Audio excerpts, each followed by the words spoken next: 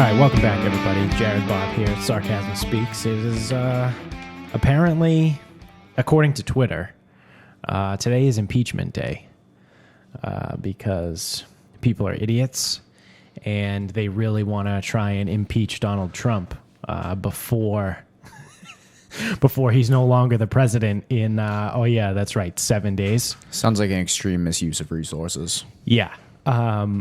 Everyone is flipping out that they need to impeach Trump because he's inciting violence, which it doesn't really matter. It's neither here nor there. He didn't actually say any words. I know we didn't talk about it. Where do you stand on what happened at the Capitol?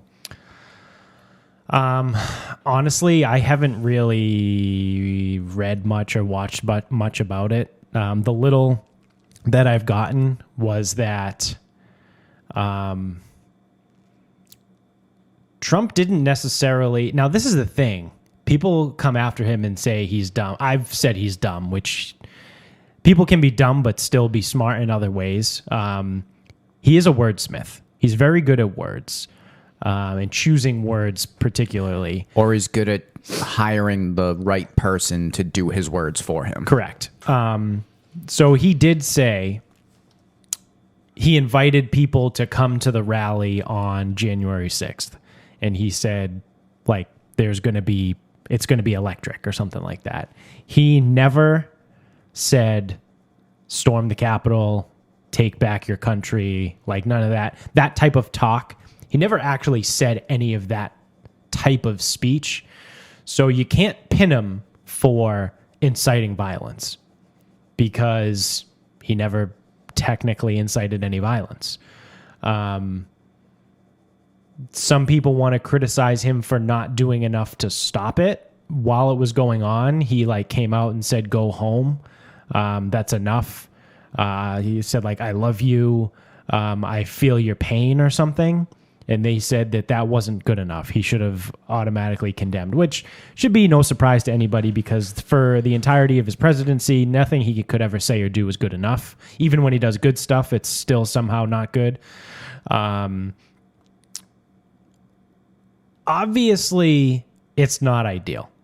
I don't support anybody storming the United States Capitol building.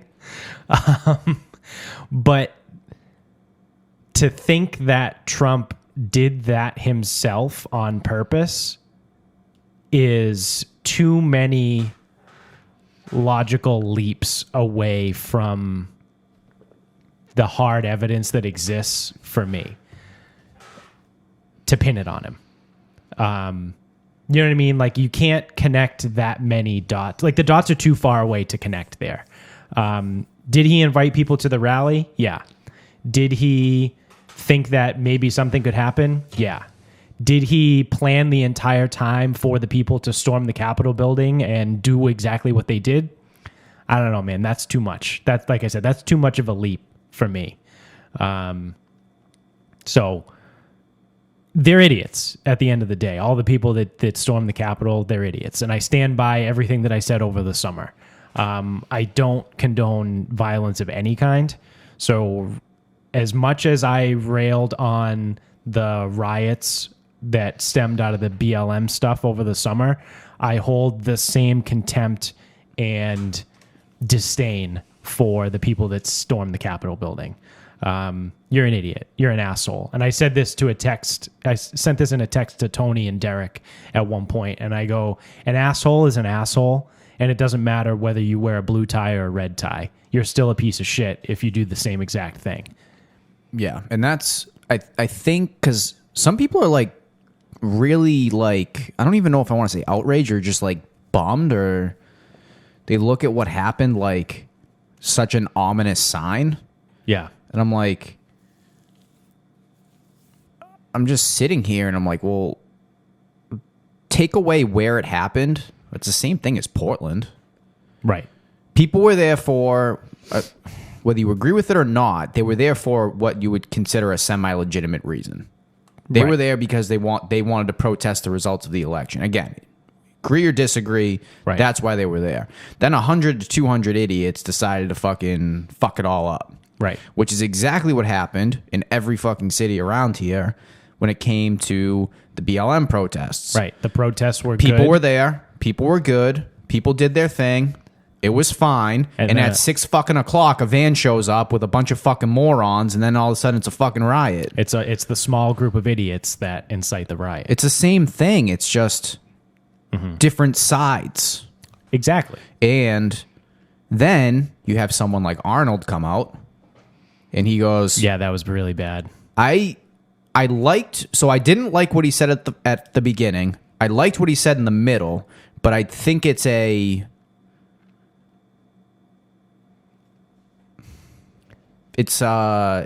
not useless. It's gonna fall on deaf ears because he starts by saying, It's like the crystal knocked. it's not. It's nothing It's like not. that at all. That was one of the more extreme analogies I think I've ever heard in my life. And it's the complete opposite of what, like, looking at the dead facts of the situation. What happened? Citizens of the country stormed the U.S. Capitol building because they were mad at politicians. That's as boiled down to bare bones as possible. What happened during Kristallnacht, as boiled down, was the German government or Polish government, whatever, one of the governments. I think it's probably because didn't the Nazi Party like extend from Yeah. like Austria to Poland? But you know what? Let's pile on Germany. We'll call it the German That's where it government. started. So the German government went into businesses owned by Jewish people and trashed the businesses and then arrested the people. Yeah. That is totally different. That could not be further. They could not be on further ends of the spectrum of what is going on, aside from the only thing they have in common is violence. Yeah, and with Kristallnacht, what it stood for was what was then going to take place. Right. I am 90% convinced because I'll give a 10% chance of my unforeseen things. Yeah. On January 21st, all you're going to hear is some people just bitching about the president, which is normal fucking life. Yeah. No one's going to fucking... Actually, did I hear maybe Inauguration Day? You might hear some shit. Yeah. Well, the other thing, too, But is people are going to get over this. Trump is not going to the inauguration, which... Good, he shouldn't. What the fuck is he going to... What Yeah. is he going to do besides fuck it up? Right. Well, the whole thing, too, is because I was just listening to the Flagrant 2 podcast with Andrew Schultz, who I happen to think is really fucking good at what he does. He's a stand-up comedian, but his podcasts are great and his comedy is great. But he said, like, what a pussy move. No, that's like, fine. Like you lost the presidency, and now you're gonna like not go to the inauguration to transfer over, and literally all you have to do is stand there and shake the guy's hand. You sit in a chair for an hour and a half, and then you stand up and shake the guy's hand, and you can't do that. You're a giant pussy. And he is throughout this whole time. Yeah. And if you think about the stereotype of like a rich businessman, they're all actually kind of pussies because when they don't get their way, they throw like these massive tantrums. Yeah. And it's not the same as a toddler tantrum where they start smacking the fucking ground. Right. They start suing everybody. Yeah. They bring in lawyers at whatever cost it is. Right. They don't care 'cause they have They billions just of want to dollars. win. Yeah. So when something doesn't go their way, all of a sudden it's lawyers, it's this, it's that. It's like they're all the fucking same. Yeah. No, that's a good point. So he is a pussy. Yeah. But that doesn't change the fact that he shouldn't be there because he's a pussy. Yeah. Don't go. Well, all you're now- going to do is nothing good will come from him showing up there because there's no way that he can possibly stand there, shake the guy's hand, and walk off stage. No. It can't happen No, that he'll way. have to fucking open his mouth somehow. He'll either have to open his mouth or he won't shake his hand or he'll make a facial expression during, like, he'll do something Yeah. to fuck it all up.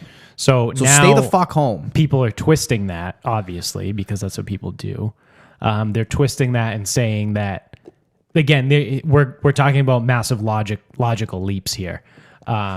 They're saying that Trump saying he's not going is because he's organizing violence against the inauguration. How the fuck do you get from A to B?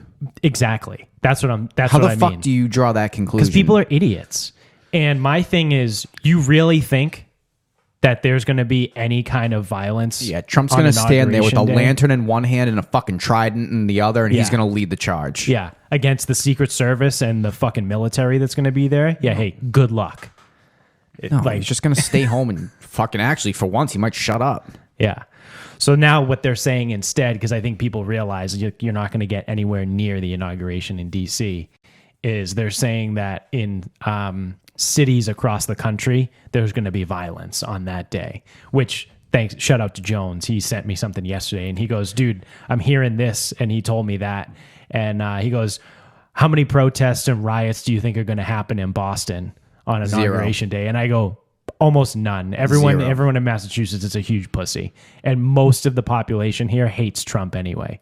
There's like a small group of people that like happens to be in southeastern Massachusetts. Hey, you know what? Lock down Middleborough town hall, if they even have a town hall. Yeah. It's like Middleborough, Bridgewater. Seekonk, like Trying to think. EB, Lakeville. Probably Swansea. like Rentham, Foxborough. The 495 belt from Foxborough all the way to Middleborough. These are towns that like don't even have mayors. Right. They have just have- town administrators, or Board like of Selectmen. boards of selectmen. Like sick. Yeah. Yeah. No, like, but that, and then if you take, like, if you go to, so then if you take the other side of it, where in the liberal states, I assume nothing will happen. Yeah. Again, unless, you know, the chaos starters show up. But then if you go to like Alabama, what the fuck what are they going to do? Yeah. Go to Birmingham? Like, Birmingham's not a big city. But then also, again, trying to use logic here, the red states, you guys voted for Trump. So why are you railing against your own local government when you guys supported him? Yeah, and that, like, God forbid, imagine you like actually agree, because I don't know what the deal is with some of these states. Yeah. Some of these states, they may actually agree with the person that's in office. They may actually like their governor. Right. Right. Or their, you know, the way that they Imagine rule. that, having a good governor. Like, do you ever hear of political uprising in fucking Alabama? No. They could just be content. Yeah. And people who are content just sit there. And they're like, yeah, I don't like it, but whatever, come and take them. Yeah, exactly. So, I don't know. It's gonna be interesting. At this point, I just can't wait for this bullshit to be over. Like, as much as I think Biden is useless and just stupid, I just want people to go back to not caring about politics. Like, the one thing that Donald Trump actually succeeded on is he got an entire country to care about politics. Like, shit that people did not give a fuck about 5 years ago got people like all riled up and ready to go over the last 4 years. It's awesome, isn't it? Yeah, it's great. So I'm ready to go back to where everyone just doesn't care about politics anymore. And if that means it's Joe Biden and that means we have to go back to the establishment, whatever, because the president does not affect my life.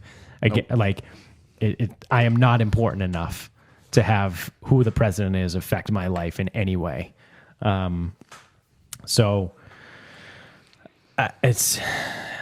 Just get this over with. But talk about like you can't botch like the last 2 weeks of your job. Like, imagine like you give a 2 weeks notice at your job you're leaving. Obviously this is very different. Trump didn't give a 2 week notice. He lost an election, but the last 2 weeks before you leave your job, you could not do a worse job of like just fucking that up. If you put in your 2 weeks, what would you do during those 2 weeks? Probably not a whole lot. Probably not a whole lot. Because you look at it like, I'm on my way out. Yeah. Let me just do enough that doesn't really like fuck anything Yeah, up. let me do the bare minimum so I don't ruffle any feathers on my way out. Yeah, like I don't want to be like a dick on the way out, but Yeah. I'm probably not going to do a whole lot. Right, exactly. I'll show up every day and sit at my desk. Yeah. If you need me, you know where I am. Yeah, I'm not going to do anything outside my scope. Like I'll do the bare function of my job. Right. Nope, not Trump. This guy is fucking lighting it up, getting himself kicked off of all kinds of social media. People are trying to impeach him. So the one thing I will say, I do have to give a big tip of the cap to Vice President Pence, because there's been all kinds of pressure to impeach Trump. Again, obviously, he's got when the whole impeachment thing started, he had like maybe 12 days left in office. We're now at 7 days left. So it's been going on for a few days. But like, what?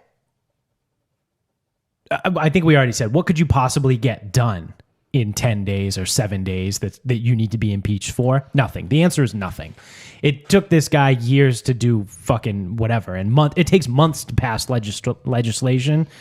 You're not going to get anything done in 7 to 10 days.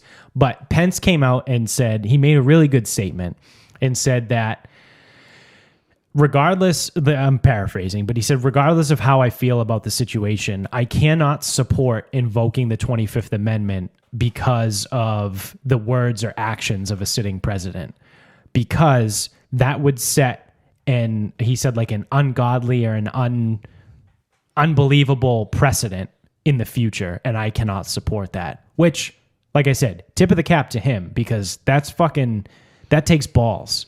And it's a good point. You can't just impeach a president because you don't like something he says. Yeah, he tweets mean things. Like, are you shitting me? The precedent that would set would be absurd. If 3 presidents from now we have some guy that tweets something stupid, and then we're like, oh, you're getting impeached because of something you said. Never mind if you go back to when they were fucking 16. Yeah, exactly. So it's like, no way, man. That's no fucking way, dude. So like I said, good on Pence for standing his ground and looking at, he's keeping the future in mind versus like the here and now. Because honestly, like, has there been a worse job over the last 4 years than being Vice President Pence? Like, you're the second in command to this like egomaniacal fucking douchebag that like you probably like, granted, I would imagine the vice president really doesn't do much anyway, other than be like the deciding vote in the Senate. No, the vice president does all the work. Everyone knows the vice president does everything, and the real president does nothing. Yeah. Everyone knows that. That's what we learned growing up through civics and all that crap. Yeah. The vice president's the one who actually does things. Yeah. The president can't do anything. Remember that? Yeah. I remember that. Yeah. But remember, Orange Man bad. He controls everything. Right. He did everything. Right. But I can't imagine, dealing with that asshole as your boss. Like, being the vice president of the United States is like, is potentially the coolest job. It's cooler than being president, because when you're president, there's a lot of fucking pressure on you. Like, you're the leader of the free world and all that bullshit. Like, when you're the vice president, you still get all of the cool powers, and you literally only have one boss. Yeah. Like you only have, there's only one person in the entire world that can tell you what to do, and you don't have nearly as much as pressure as that dickhead. Yeah. So maybe being vice president is actually the coolest job you can have, but I would imagine he's probably had a rough go 4 years just doing like triage and fucking damage control for Orange Man bad, like saying bad shit. But definitely on their way out, he's doing a good job. Trump is not. And I think that's probably a microcosm of how their 4 years went. Yeah. So that's that stupid fucking politics bullshit. But so he's not going to get impeached. He shouldn't. Oh, that was the one thing I heard. The reason why this is a very sneaky thing. The reason why I heard that the Democrats want to impeach Trump in the last 7 days actually has nothing to do with him not being in power and being president anymore and like passing something in a week. It has to do with him losing protections and securities for the future. Because if you're a president and you get impeached, you're no longer eligible for like the pension. Well, and you're no longer eligible, I think, for Secret Service protection. So, like, it would remove certain benefits. So he would have to be guilty of whatever they're charging him with? Yeah, which is nothing, which is saying mean things. They're going to try and say he incited violence on the Capitol, whereas, like I literally said, he did not use any such wording. Yeah, did he use wording that you fucking dickheads out there on the left didn't like? Yeah, 100%. But just because you don't like it, because it wasn't good enough, does that mean he stood there and held his arms up and said, "My people, storm the Capitol. Yeah. Don't stop. Charge! Yeah, don't stop until we get what we want." No, he never said those fucking words. So grow up. Good luck proving that. But that's what I heard, that that's the real reason why they want to impeach him. So he loses all the benefits of being post-presidency, and it would prevent him from running from a second term, because they don't want him to run again in 2024, which I think he's probably going to do. Good luck. Yeah. I don't think they'll give him the nomination. No. The Republican But I could nomination, also see him trying to going run third party. as an independent. Yeah. He'll get crushed, but Yeah. As they all do. yeah, he'll get fucking crushed. Imagine that, trying to run as a third party during a midterm election when the sitting president is of the opposite party. So like Biden, Democrat, right? Trump running as an independent. He's only going to pull votes from the Republican side. No registered Democrat. The is Republicans are going to have to pay him to fucking go the fuck away. So it's going to be like Joe Biden would win in a fucking massive land. Like they could roll That'd out be crazy. Joe Biden could die, and they could roll out Joe Biden's corpse, and he would still win the election. They could roll Hillary out there, and she would win. Yes, yeah, because of just the massive schism that would happen in the Republican Party. Yeah. You might get 100 million people that vote in the Republican Party, and literally like 50 million goes to Trump and 50 million goes to the Republican candidate, and then Joe Biden gets everyone else. So, that being said, let's move away from politics for now. Tomorrow, when this episode comes out, so today, for those that are listening and watching on YouTube, hockey's back. The NHL. Yeah, I didn't even notice. The NHL is back. Now, aside from the fact that I'm fucking pissed because we can't watch Bruins games because Nesson got pulled from YouTube TV. Hey, YouTube that we're on right now, your subsidiary, YouTube TV, fuck you. Well, do we know whose fault it is? No, but fuck you anyway. Could be fuck you, Nesson. Yeah, all right, cool. Hey, fuck both of you. Here's Nesson, because you're watching, because I know you watch our YouTube page. 1 fuck you for YouTube TV, 2 fuck yous for Nesson. There you go. I can't watch the Bruins. I can't watch the fucking Bruins. And I pay for NHL TV because I'm a degenerate and I like to watch hockey. So I like to watch non-Bruins hockey. And it turns out we might be watching a lot of non-Bruins hockey. We'll know everything about the Arizona Coyotes. Yeah, I'm going to have to pick a team this year to root for because I can't fucking watch the Bruins. And I can't go to a bar to watch the Bruins game because bars are fucking closed. Highly illegal. Yeah, so I don't know, but hockey's here and I'm excited. It doesn't feel like it, but once the season starts going, it should be good. And I'm going to somehow try and figure out a way to watch the Bruins game because I have NHL TV, but because it's a local team and they base off your location, you get blackouts for the local team. So we get blacked out of watching the Bruins game on NHL TV, and now Nesson isn't carried on YouTube TV. So that's our dilemma for those of you that are sitting there like, I don't understand. Why can't you watch Bruins games? That's why. So there's a lot of people who stream too. Yeah. And it's like, I'm really surprised that Nesson couldn't figure it out. Yeah. So the one thing I did think of was getting a VPN, going on like ExpressVPN and signing up for that, because with that, you can set your location to like a random part of the country or the world. So like we can say that you run the VPN through fucking Kazakhstan, and then all of a sudden you can watch Bruins games on NHL TV. So that might be worth it. I think it's like $13 a month for a VPN. So I don't know, that is an option that I've thought of too. But I don't know. We'll figure that out. But so because it's the first day of hockey season, and I would consider myself a hockey guy, big hockey guy.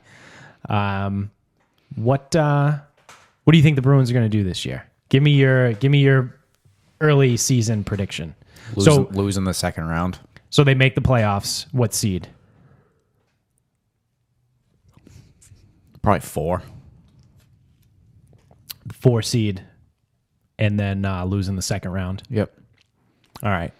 The only thing that might save them, though, is their division this year is garbage. Yeah. And they don't have to play any of the Canadian teams. Right. The one team, though, that is iffy is the Caps. I mean, they're pretty fucking good. So I guess it kind of just depends on which Alexander Ovechkin's going to show up. Yeah, but I also think I think the Penguins are down right now. I don't even know what the divisions are. Yeah, they're all named. So they're in the Mass Mutual East Division, which, you know what? The NHL has gotten a lot of grief for selling the naming rights to their divisions, but I say fuck it. Good on them. Like they're trying to make some money off of a shortened season because they're only going to play 56 games this year. A normal NHL season is 82 games. So they're playing, almost 30 less games. So it's less revenue that's coming in because you're getting less ticket sales, all kinds of stuff. Obviously, way less ticket sales because fans aren't going to even be allowed there. Well, I think even the TV, I assume the TV contracts aren't going to be the same for 56 games as they are for 82. Correct, yeah. So there's 4 divisions, the North, which is just Canada, and then the West, Central, and East. Yeah, so I have the East Division. So they got to play Buffalo, New Jersey, who suck. The Rangers aren't very good. Pittsburgh is in a down period. Mm-hmm. Philly is good. Washington is good. Yeah, and the Islanders are in there too. And the Islanders will be tricky. Yeah. They might not necessarily be awesome, but they're going to be an annoying team to have to play. Yeah. So I guess thinking, fuck, they actually have a chance to come out of this division. Yeah, so how are they going to run it? Is it going to be, are they going to keep with the winners of each division and then so it 2 goes wild, 3 so it's because in the past they went by conference because they had an Eastern Western conference. The divisions were within the conference, but it's top 3. It was the top. No, it's 4. It ends up being. I think it's the top 3 in each division, and then 2 wild cards. And I think the wild cards can come from the same division. They think. Yeah. So if you finish top 3, because it's 8. It's 8 from each. Yeah. So it's top 3 and then 2 wild cards, and the wild cards could come from the same division. Yeah. So let's just say Philly probably wins the East. I would put Washington at 2. They should be good enough to be 2 or 3. Yeah. So Boston should be right around 3 or 4, depending on them and the Islanders. They could truthfully they could win this division. They actually can. Yeah. Cynicism aside. Right. I don't know if it'll happen, but they should be the 2 or the 3 in the East. Yeah. And then as the 2 or the 3 in the East, you're playing the 2 or the 3 in the East, I think. Because I think one plays a wild card. Yeah. And then you play your own division. I think. Yeah. Because I think that's why we play Toronto every year. Yeah. All right. So let's say we play Washington or Philly. Say we play Washington in the first round. I think outside of it being Washington, I mean, if it was Philly, I'd say they have a chance to get through. If it's Washington, they'll lose in the first round. Yeah, because they can't beat Washington. Because I really believe that Philly's going to win the division. They played really fucking well at the end of last season. They played pretty well in the bubble. So yeah, they caught fire, but they have to show me that it wasn't a fluke because it was a lot of random guys playing really well. Yeah, no, that's a fair point. So I say also they're probably around the 3 seed. I put them 2 or 3 seed in the East. And I think they probably lose. I think they probably lose in the second round too. There's a slight chance they make it to the Eastern Conference Finals, but I doubt it. I think that the chance of making it to the Eastern Conference Finals is very slim. Yeah, the only thing is they avoid Tampa. I'm also assuming that the East and the North are going to be in the same conference when it comes to playoff time, and it would Actually, truthfully, I have no idea because the North spans the entire width of the fucking country. Right. I have no idea what the playoff format's going to be. Yeah. I don't know. That is a good First point, two too. rounds of the playoff will be intradivisional. 1 plays 4, 2 plays 3. Okay. The 4 teams that advance to the second round will be So they're going to reseed. Yeah, so it's almost like a final 4 within each division. Oh, so it's automatically the top 4 in each division make it. So there's no wild cards. Yeah. Okay, so it's still the same 8. playoff teams. Yeah. So there's no wild cards this year. It's the top 4 from each division make it. Yeah, and then the you two play rounds, a final 4. Yeah. The first 2 rounds are interdivision. So it would be probably the top 4 teams coming out of the East would be Washington, Boston, Philly, and the Islanders, if I were going to guess. Most likely.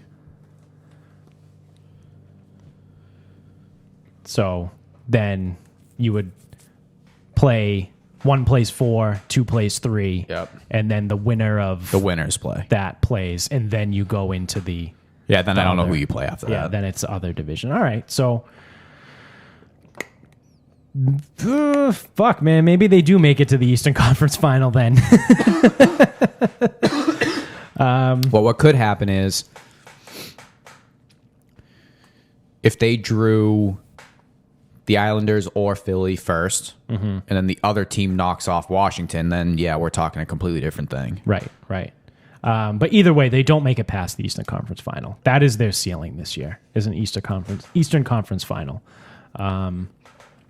So also looking at sticking with the hockey theme, going to mybookie.com, big shout out to them. Make sure you go to mybookie.com. When you sign up, use our promo code SarcasmPod to get your deposit matched for 50% up to $1,000 and a $20 free play over there. That's Sarcasm Pod is the promo code there. They have the odds for winning the Stanley Cup. So they actually have the Bruins, 1, 2, 3, 4, as the 5th most likely team to win the Stanley Cup. So the odds-on favorite is Colorado. They are 6-1. Next is a tie between Vegas and Tampa at 8-1. Then it's Toronto at 10-1, and then the Bruins are 12-1, and then right behind them is Philly at 15-1. So, who do you think wins the Stanley Cup? Without knowing enough about the teams, not Toronto. Vegas? Vegas. Yeah, Yeah. I like that pick. Vegas 8-1. In full disclosure, I don't actually believe that. You just asked me. I think Because I'm not taking Colorado because they're the favorite, and I'm not taking the Lightning because that would be back-to-back. correct. So that leaves Vegas. I'm not taking Toronto because they're Canadian. Yeah, I might I'm not just taking the for Bruins 'cause I know for I wouldn't. betting purposes, and we all know how awesome I've been at betting purposes lately. I might throw a couple schmeckles on Dallas because they're 18-1 odds, so they're right behind. They're in that like tier B, behind the top 6 teams there. So they're in that second tier, 18-1. I don't know. I think Dallas has the potential. What's Philly's odds? 15-1. That could be worth a couple bucks too, because they were the best team going into the shutdown, and then they looked okay Yeah. when they came out of it, but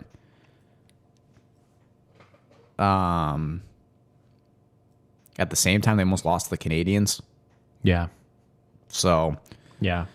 if they somehow get that momentum back and it doesn't get fucking disrupted, Yeah. Who knows?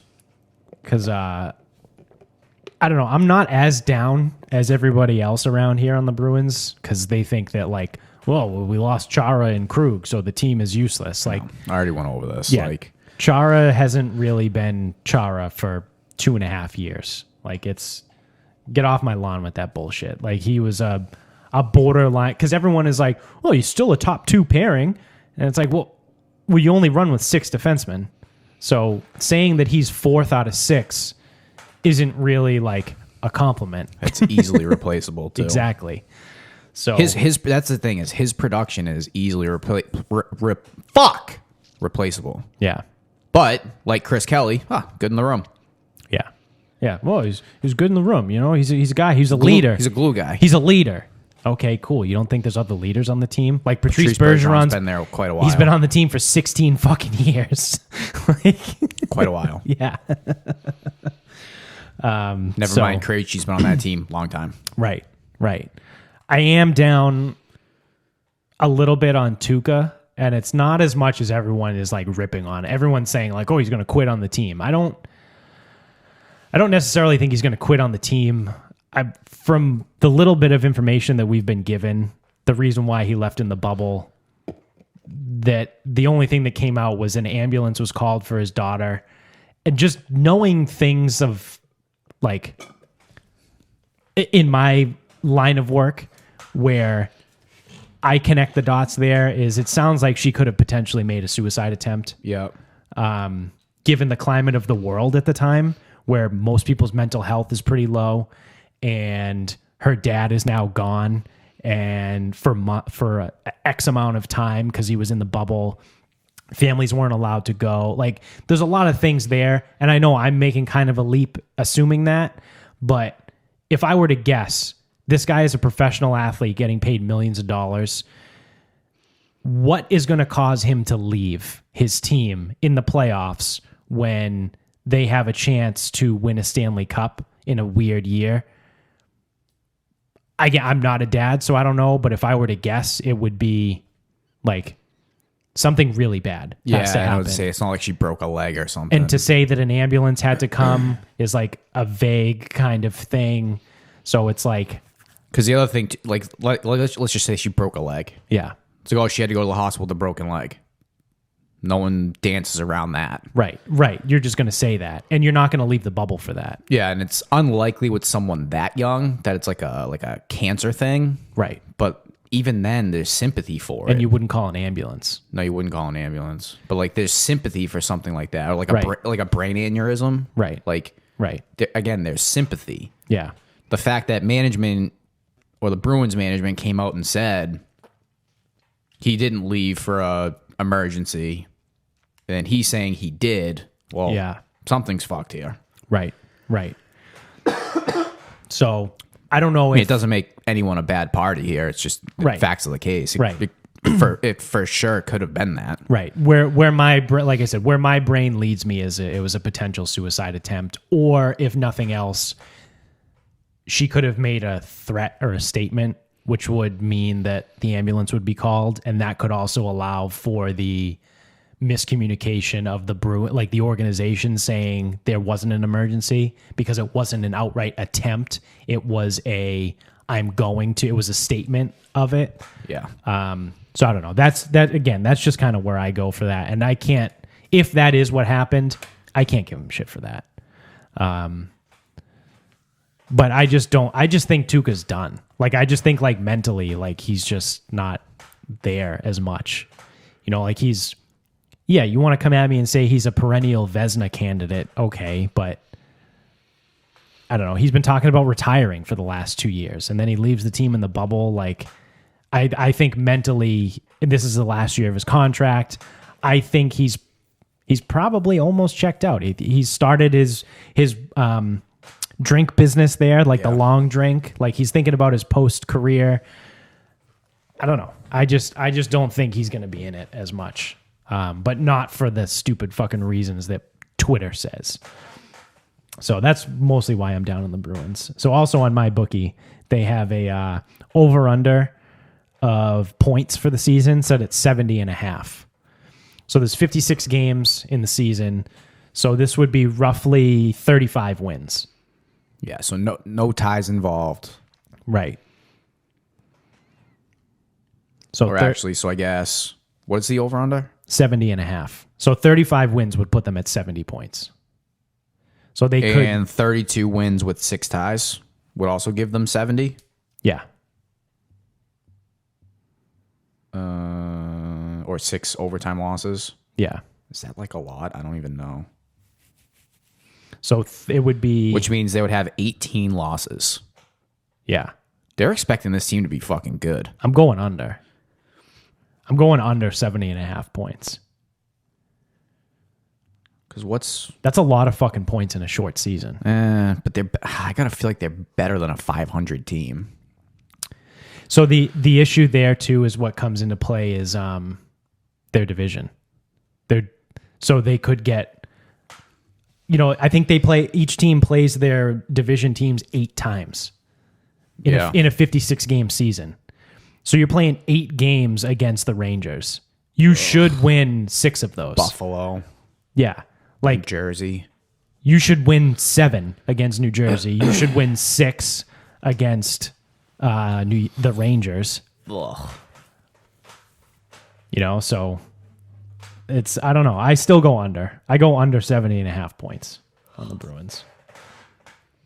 I don't know. I just feel maybe it's the Bruins fan in me. What's Colorado? The Do you know? darkness.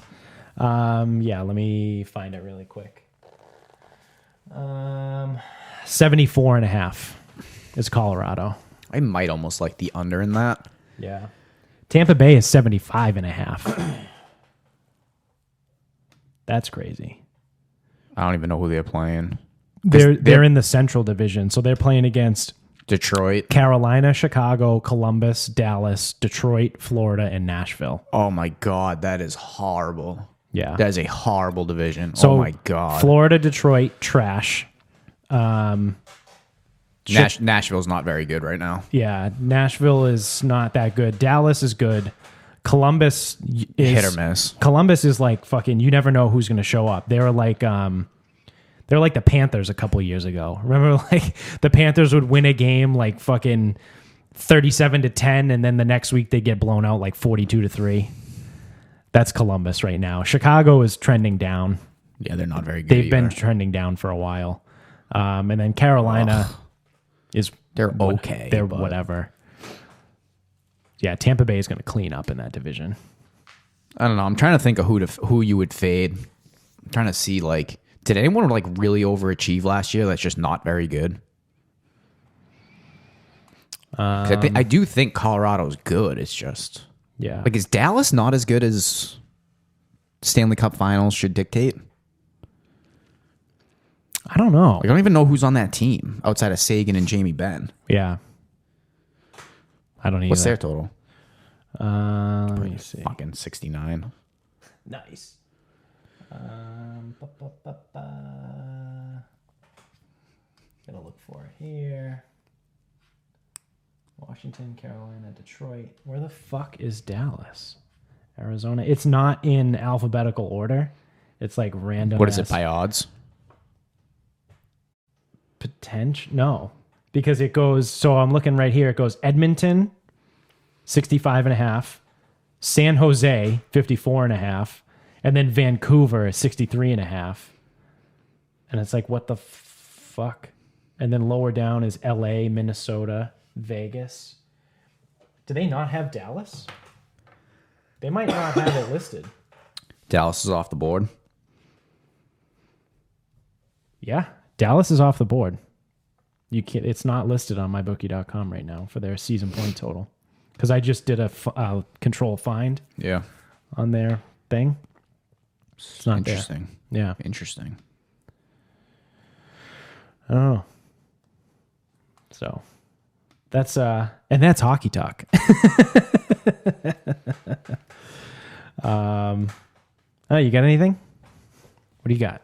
Did you hear about the Bitcoin password? Briefly, I saw someone tweet about it, but I don't know what it means. So it's a programmer in San Francisco has 2 guesses left to figure out a password that hold 7,002 Bitcoin, which is worth about $220 million. Jesus Christ. Now, the password guesses are because of a hard drive called Iron Key, which and he forgot the password, obviously, because Hey, definitely don't write that down. no, I know. But again, it's like, so I think the idea 7,000 Bitcoin and you forget the password. So I'm trying to see. Oh, well, I bought it in 2008. Well, so I think that, like, obviously that's the problem. Is once upon a time it really wasn't worth much. Yeah. Now all of a sudden it's worth a ton. Yeah. Yeah. If I had only bought in Bitcoin in 2008 when I first heard about it, I would be worth $500 million. I'd be worth more than Jeff Bezos. But I knew about it in high school and I should have bought it. Actually, so he did write it down and lost it. Oh, sick. And you get 10 guesses. Wow. 8 have failed. So I wonder what happens. Like, does the Bitcoin just get like redistributed into like the air? Or like, does it get locked up forever? Like, I think it's locked up forever. Which would then make Bitcoin more expensive because 7,000 of them, which Right. it's already a finite amount. There's only like, I don't know, 20 million Bitcoin or Yeah. something like that that's available. in So the if world. 7,000 of them just now became gone. Yeah. Bye. But yeah, so imagine that. So 18.5 million Bitcoin. That's all there is. Yeah. Okay. And about 20% is lost or stranded. That's awesome. But Honk honk. yeah, so I guess the key here is remember your fucking passwords. Yeah. Right? Somehow. Get it fucking tattooed on you. Yeah. Do something. Actually, maybe not, because then the artist knows your password. Tattoo yourself with it. Yeah, there you go. Prison tattoo. Yes. But 220 million that you are quote unquote entitled to and can't have. That is fucking insane. What would you do if that were you? Like, you probably have to be put on suicide watch. Like, if that's that guy. Like, you potentially could access $220 million that you can't have. Like, that would probably drive me to a loony bin. Like, you'd probably have to lock me away. I don't know. I don't know how I would. I don't know. I genuinely don't know how the fuck I would like move on. Yeah. If someone was literally like, you have claim to $220 million. And you can't have it. But you can't have it unless you guess your password right. I would be like, well, first of all, me personally, I would know my password because I've used the same password for everything for years. So I'm guessing that this password isn't just like password 1 exclamation point. It's not Comcast sucks. I got a feeling it's probably like XY6 Yeah, uppercase TH Right. exclamation point, that backwards 4 thing. Yeah. Like, it's got to be like a long strand code like that. Yeah. And it's probably like 25 fucking characters and Yeah. That is fucking insane. You would have to lock me away. You would have to put me in the padded room and take away all sharp objects. I can tell you one thing, a hitman might have a new job if that was me. I need you to kill me. What? Yes, me. Yes. But why? I forgot my password. I forgot my Bitcoin password. Theoretically, I'd be worth 220 million, and now I'm worth nothing. Yeah. That's so fucking crazy. Imagine, and that's the thing, though. It's not just this guy either. 20% of fucking Bitcoin is like just in purgatory. Yeah. And there's nothing anybody can do. Nope. What happens if like eventually everyone forgets their shit? I don't think that's possible. Well, not everyone, but like say it gets up to like a crazy number. Like say it gets up to like 33%. Like 1/3 of Bitcoin is now like null and void. Bye, bye, bye, bye, bye, bye, bye, bye, bye, bye. That would be fucking wild. But yeah. Let me see. You want to start wrapping this up?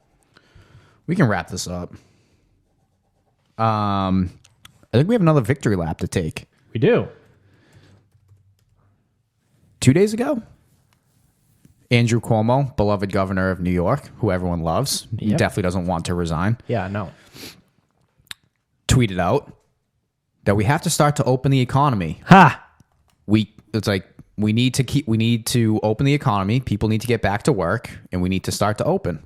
Here we go. So, one could say, oh, maybe he just realized that the state's in trouble. Yep, well, he could have realized that in March Yeah. or April. So what do? Next is I Google, as previously I have stated, he was one of the front runners for Attorney General. Yeah. So I go ahead and Google Attorney General rumors. Yep. Nowhere to be found. So how fucking convenient Right. that when he is no longer rumored and the cabinet starts to, or the appointments start to come out, he has now changed his tune to, we got to open back up. Yep. We got to get the economy going, Uh-huh. which is only probably a week after he's trying to get mobile sports betting in New York. Right. Huh. So this is what we had said before, that they went too hard. California and New York went too hard, and they thought they were being good old boys for Sleepy Joe, but really they fucked shit up too bad, and they lost their bids for whatever thing they wanted. So Garcetti lost being the czar of transportation. Gavin Newsom lost whatever the fuck he was trying to go for, whatever Sleepy Joe promised him. And I'm sure de Blasio was fucking promised something, and now he's no way anyone is gonna fucking go near him. The only people in New York fucking hate him. You could talk about running a corpse. You could run the corpse of Punxsutawney Phil against Bill de Blasio in the next election, and the people would elect a dead groundhog over Bill de Blasio. They fucking hate that guy.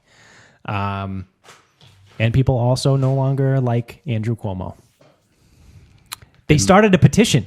The Bills, he allowed the, what's it called? Raymond James Stadium? No, it's not Ralph Wilson anymore. New Era? No, New Era pulled theirs. It's whatever it is. It's the Buffalo Stadium. The Andrew Cuomo allowed the Buffalo Bills to have people in their stands for their playoff games because it's the first time Buffalo's made the playoffs in fucking forever.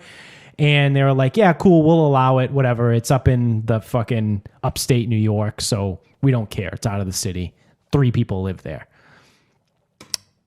Well, what do the Buffalo Bills fans do is immediately after Cuomo says you can have, I think it was 7,000 people in the stands. 6,700. The Buffalo Bills Mafia, shout out to Bills Mafia, fucking love those guys. Hide your tables. They start a petition to ban Andrew Cuomo from coming to the game. Yep. They said, yeah. Thanks for letting us have fans. Fuck you. You can't come here, though. So no one likes that dickhead. So actually, I guess in a 3-week span, he allowed fans at the Buffalo game. Yep. He started the bill for sports betting. And now he's saying we need to open up the economy. Wow, it's so convenient. What happens when he no longer is the pick for AG?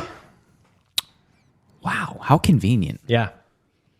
And we're sitting here telling you, keep an eye on those people. Yep.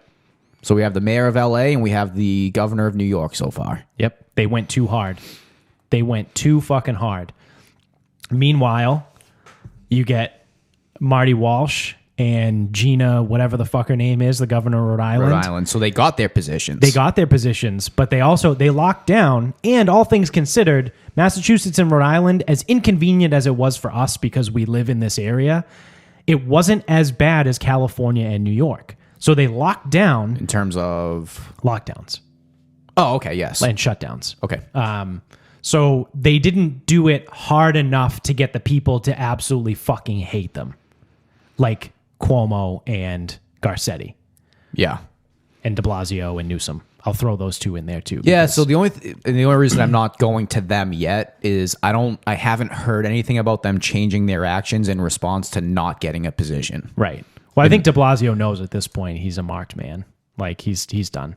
Yeah. So what I'm looking for when I say we're going to take a victory lap, what I'm looking for is either someone who locked down hard and got a position, or someone who locked down hard, didn't get a position, and now then flips. Yeah, exactly. So I won't take a victory lap if de Blasio doesn't say anything to like change Yeah. and doesn't get a position because there's no victory lap there. Yeah. It's got to be those two criteria. Yep. So continue to keep your ears to the ground to see who keeps getting appointed. Because I would imagine maybe the governor of North Carolina. I know is it Ray Moore? No, that doesn't sound right. I have no don't idea. know. But the governor of North Carolina, I guess, was trying to shut shit down pretty hard. Well, New Jersey would be one to watch. Yep. And like we that said guy's too, a fucking dickhead. I think like we said in the last episode, or one of the last ones, was pay attention to like who the representative is from like the 2nd District of Washington that has Seattle in it. You know what I mean? Like random shit like that. So it'll be interesting to see that once the cabinet is finalized and appointed and all that, where they actually came from. So like, I like taking victory laps. I like patting myself on the back for being right. So, keep watching. All right.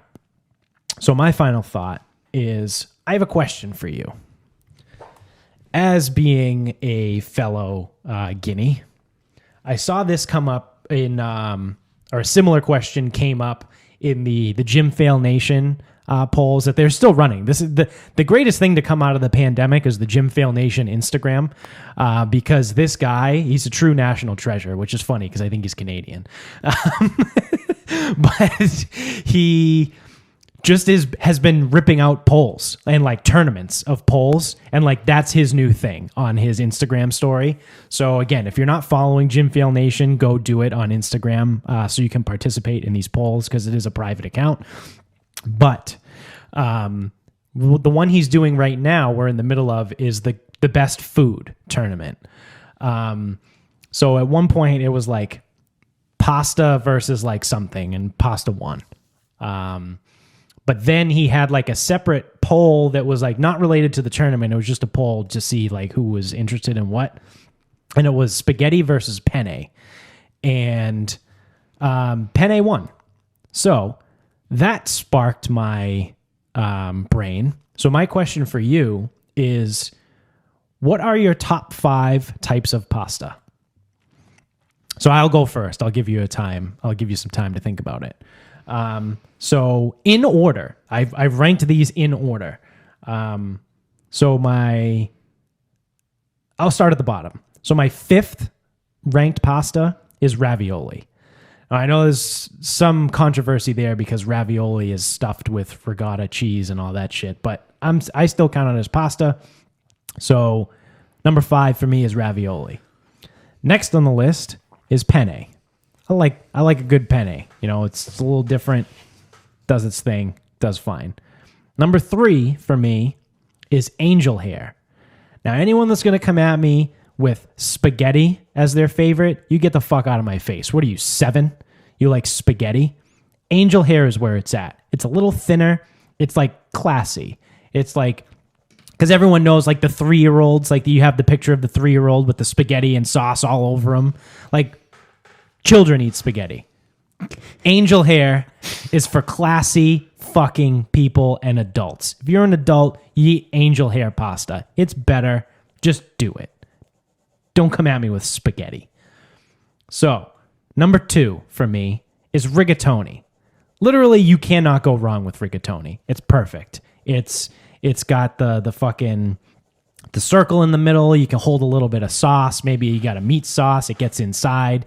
It's got little ridges around the edges to hold even more shit. It's got surface area. It's great. Rigatoni is, if it is my favorite pasta, obviously outside of number 1 for me, which is the king of all pasta, and I don't want to hear otherwise, is gnocchi. That is the best thing in the world. I love it. Doesn't matter whether it's potato or cheese. Gnocchi is the greatest fucking pasta in the world, bar none. No debate for me. Like I can't debate anyone that disagrees because their opinion is invalid and wrong. Well, I'm going to tell you why you're wrong.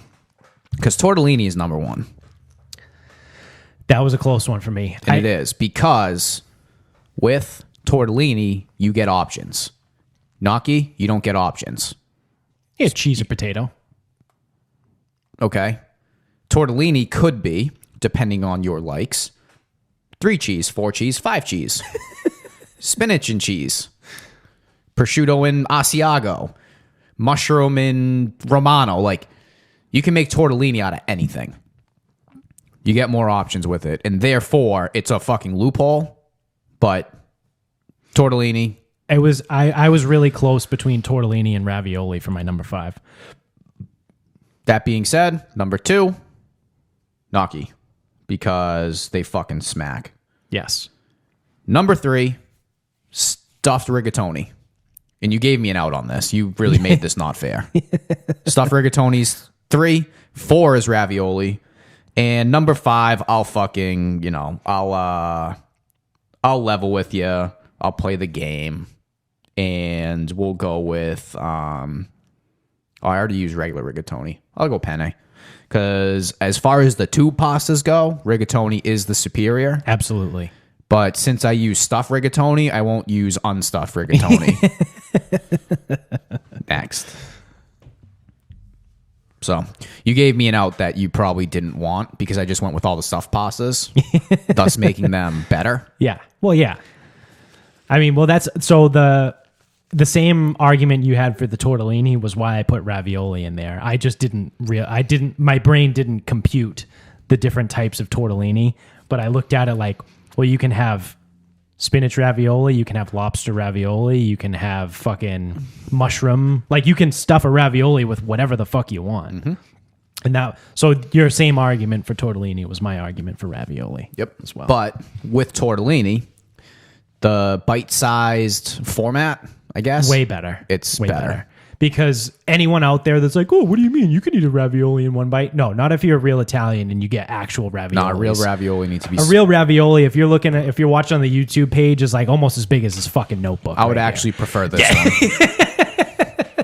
It's fucking like bigger than your Give plate. me a real fucking ravioli, like Bella's Ravioli in Medford. Yep. Back home, back in the hood. That place, you go there at 6:00 on a Sunday morning when they open up. They're making the raviolis fresh. You got fresh fucking pasta ready to roll out.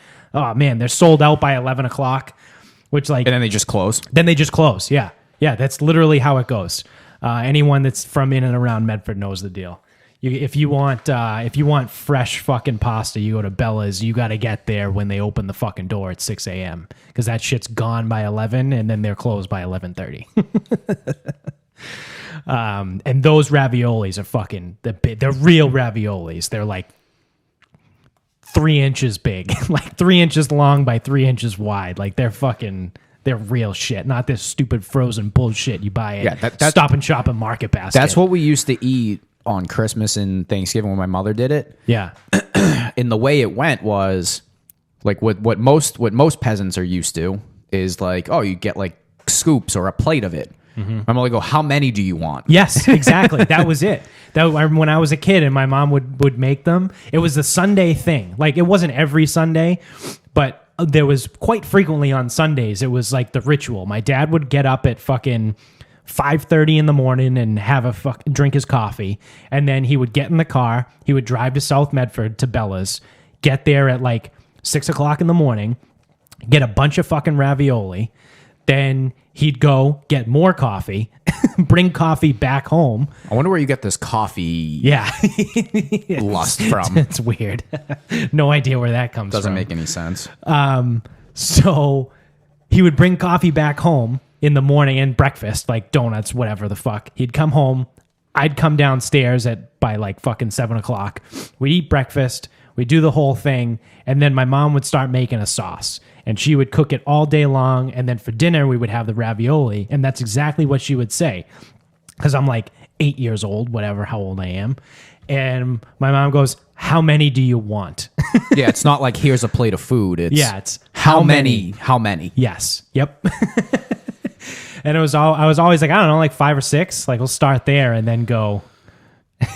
Dude, so when I was like a kid, it was like 4 and I wasn't eating anything else that day. Yeah. Like these fucking rectangles were like that. They're huge. It's like you need a fork to cut the thing like multiple times. Like it's not like some raviolis too. You go out and you take a fork and you drive it down the middle and you cut it in half and you eat one half. No, not the ones I'm describing. One half is still too big to fit in your mouth. You got to cut this thing into like quarters minimum. Yeah. So that was great. Oh man, I miss Bella's. I gotta find a fucking pasta shop now. I know. Same. Well, there's no guineas down here. No, but I bet you I can find one near Michaela's place. Yeah, closer to Boston. Yeah. There's no guineas on the South Shore. It's all It's very rare. It's Portuguese. Very rare. Yeah. Oh, I wonder if fucking Rosa has them. Oh, she might sell frozen. Yeah. I don't know if she makes her own. She has to. She makes everything herself. Right. It's literally everything she makes is. I went there a couple weeks ago. It was pretty good on a Friday afternoon. I was like, let me get a chicken fucking palm, kid. I love that. Idiot. I love that place. I was explaining it to Jones, and I was like, dude, this place, you go in and you order a chicken parm, and they literally pull the raw chicken breast out of the fridge, bread it, fry it, cook it, and then like they put it together like there. Like it's not like they have like the pre-fried breaded things. No. Like no. She's pulling a raw chicken breast out of the fucking fridge. Yeah, the only thing she's not doing is fucking hammering it. Yeah. They're pre-hammered, I believe. Yes. Yeah. Like this unbelievable. Yeah, and it's like you order a chicken parm, like this might take fucking 25 minutes. Oh yeah, you're in there. Be prepared. You're in there. Be prepared to sit and wait. But it is so fucking good. Oh, I love that place. Shout out to Rose's in Easton. Is that Easton or Mansfield? That's Easton. Easton. Yeah, it's like right near the line. So that's that. And that's going to do it for us. So thanks for watching if you're on YouTube. I hope you're enjoying the new camera now that we have that and all the new like sound and shit. It's actually pretty solid, pretty straightforward. I don't know. It's cool. I like it. So click subscribe and thumbs up and spread the word. Tell everybody you know about the show. Also subscribe wherever you're listening. If you're on Apple Podcasts, iTunes, whatever the fuck they call their app now, go to the iTunes store, give us 5 stars and write a review. It helps us in our podcast rankings. Because all they care about is the interaction. They don't care about how many downloads you get. It's just about who's interacting with your shit. You can find us on Instagram at Sarcasm Speaks Pod. We're on Twitter at Sarcasm_speaks.